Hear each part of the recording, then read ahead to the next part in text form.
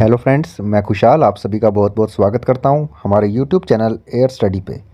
आज की हमारी डिक्टेशन है प्रोग्रेसिव मैगज़ीन अप्रैल 2024 से exercise number 5 and 6। Get ready, start. This bill does not form part of what is called the Hindu Code series of bills.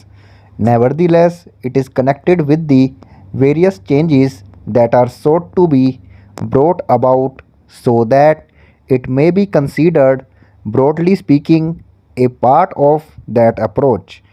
During the last many years, we, this House and its predecessors, have been considering this matter in various forms. At least one, two, or three occasions, I gave an assurance to this House that we shall expedite this matter. But somehow or other, my assurance did not produce much effect on the situation, and in spite of our wishes, there has been delay.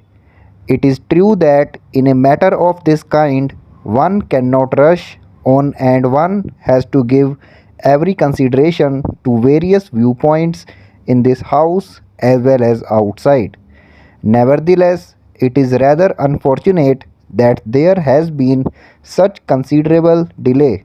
Therefore, it is a matter of peculiar satisfaction to me that we are at last coming to grips with these problems in the shape of this bill and one or two others that will follow.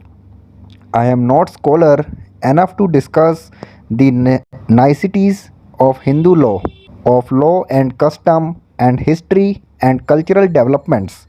My own conception of Hindu society has been that it is essentially dynamic, not static and unchangeable.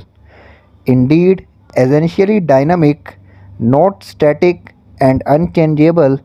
Indeed, the mere fact that it has lasted a long time is due to a certain dynamism which has enabled it to adapt itself to changing conditions. Gradually, Hindu society became rather static through the hardening of the caste system and in various other ways. This process was spread over hundreds of years, and the final seal was set upon it with the advent of British government in this country. Whenever we talked of Hindu law, we always talked of Hindu law and custom, which meant that custom was gradually changing Hindu law. This is as conditions changed, customs developed, which affected the law in practice, whatever it might have been in the ancient texts. Of course, there are so many ancient texts that one can quote the scripture for any argument. Anyhow, the coming of the British, as I said, made the whole conception static because they codified our law and did so with the help of the most conservative sections of the community here. We have gone through political revolution in this country and become independent. We are going through a process of economic change. There is another aspect which is equally important, and that is social change. I do not think it is possible for you to think in terms of political change ignoring economic and social change. Most people now admit that economic change is as necessary as political change. But some people seem to think that social change, using the word in a narrower context, is something entirely different from political and economic matters, and that social life can be kept a closed preserve. I submit that this is not the right outlook because life is an integrated whole. If the political context changes or the economic outlook varies, it follows that the social context also changes, whether you wish it or not. Therefore, a true revolution in a country must take into account all the three aspects together. The persons who considers himself a political revolutionary but a reactionary or a conservative in the economic sense or in the social sense is not an integrated person. He lives in compartments.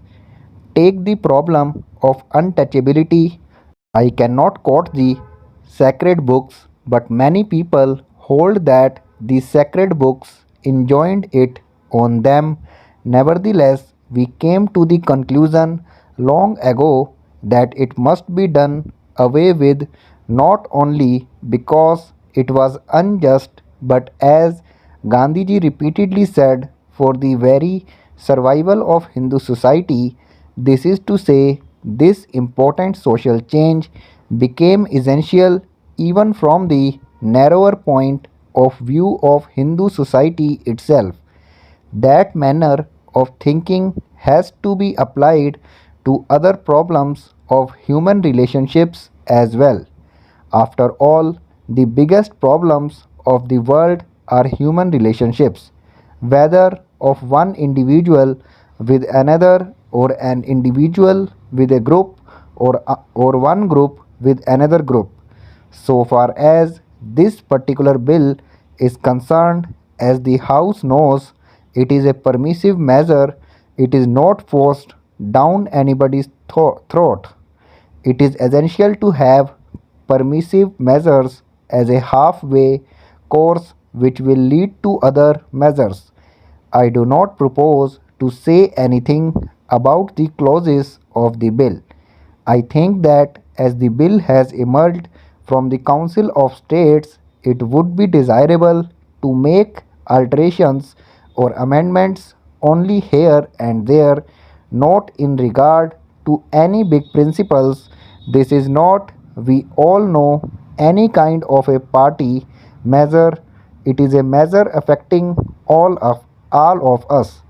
The bill concerns not merely Hindus, for it is a permissive measure which anybody can take advantage of. Thanks for watching this video.